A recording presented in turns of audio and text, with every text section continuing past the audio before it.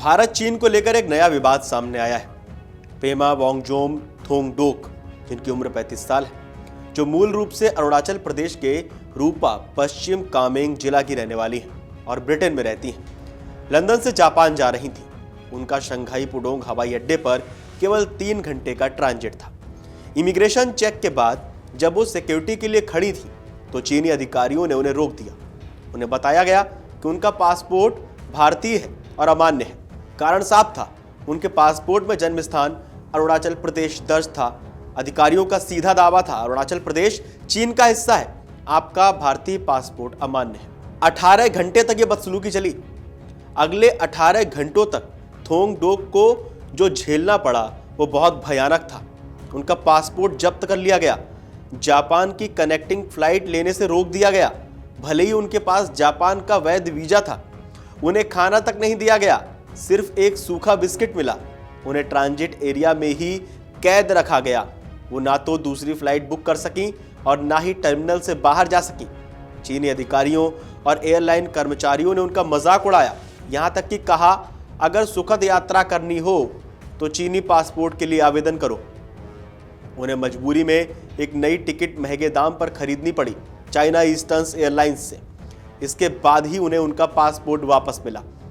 चीन के कड़े इंटरनेट नियमों के कारण वो किसी से संपर्क भी नहीं कर पा रही थी। आखिरकार लंदन में उनके एक दोस्त की मदद से वो शंघाई स्थित भारतीय वाणिज्य दूतावास तक अपनी बात पहुंचा सकी।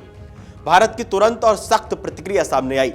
ये खबर मिलते ही भारत सरकार तुरंत हरकत में आई, एक्टिव हो गई और सरकारी सूत्रों के मुताबिक, रिपोर्ट्स के मुताबिक जो जानकारी हम तक पहुंची है उसमें कड़ा विरोध किया गया। घटना वाले दिन यानी 21 नवंबर को ही भारत ने चीन को कड़ा और निर्विवाद विरोध पत्र भेजा। भारत का जो संदेश था वो स्पष्ट था, अरुणाचल प्रदेश निर्विवाद रूप से भारतीय क्षेत्र है, वहां के सभी निवासियों को भारतीय पासपोर्ट रखने का पूरा अधिकार है। महिला को हास्यास्पद आधार पर हिरासत में रखा गया। अंतर्राष्ट्रीय नियमों का जिक्र, भारत ने कहा कि चीन ने अंतर्राष्ट्रीय नागरिक विमानन की शिकागो और मॉन्ट्रियल संधियों का उल्लंघन किया है। शंघाई में भारतीय वाणिज्य दूतावास ने रात में हस्तक्षेप किया। भारतीय अधिकारी देर रात एयरपोर्ट पहुंचे और थोंगडोक को बैंकॉक की फ्लाइट पर बैठाकर उन्हें सुरक्षित किया। अरुणाचल और चीन की क्या प्रतिक्रिया सामने आई? मुख्यमंत्री पेमा खांडू, जो अरुणाचल प्रदेश के मुख्यमंत्री हैं, उन्होंने इस पर गहरा सदमा, जो है वो आपत्ति व्यक्त की है। उन्होंने चीनी अधिकारियों के इस व्यवहार को अस्वीकार्य और भयावह बताया, जो अपमान और नस्लीय उपहास के समान है। उन्होंने जोर देकर कहा कि अरुणाचल प्रदेश भारत का अभिन्न अंग है और हमेशा रहेगा। वहीं इस बदतमीजी के बाद चीन का बयान भी सामने आया। चीन के विदेश मंत्रालय के प्रवक्ता माओ निंग ने घटना से इनकार कर दिया। उन्होंने कहा कि थोंगडोक को कोई हिरासत या उत्पीड़न नहीं किया गया और सभी प्रक्रियाएं कानूनों और नियमों के अनुसार हुई थी। उन्होंने फिर से दोहराया कि अरुणाचल प्रदेश चीन का क्षेत्र है। आप देखिए किस तरह से भारत की ओर से स्पष्ट करने के बाद फिर भी आप चीन के अधिकारियों की बदतमीजी देखिए।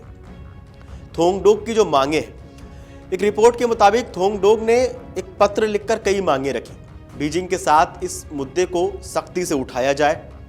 दूसरी मांग उनकी, इसमें शामिल अधिकारियों के खिलाफ कार्रवाई की जाए, उत्पीड़न और वित्तीय नुकसान के लिए मुआवजे मिले और ये आश्वासन मिले कि अरुणाचल प्रदेश के किसी भी भारतीय को भविष्य में ऐसा भेदभाव नहीं झेलना पड़ेगा।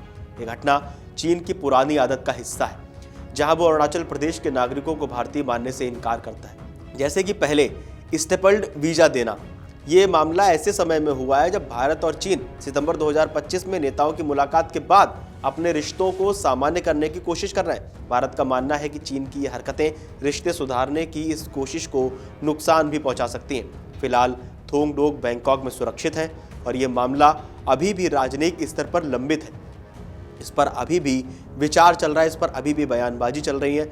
देखना ये होगा कि ये निष्कर्ष किस ओर जाता है, कैसा इसका निष्कर्ष निकल कर आता है। आप लोगों को क्या लगता है इस पूरे विवाद को लेकर? हमें कमेंट करके जरूर बताएं और देश और दुनिया की तमाम बड़ी खबरें जानने के लिए देखते रहिए अमर उजाला। अगर आप ये वीडियो YouTube पर देख रहे हैं तो हमारे चैनल को सब्सक्राइब कर बेल आइकन दबाएं और Facebook पर देख रहे हैं तो हमारे पेज को लाइक करें।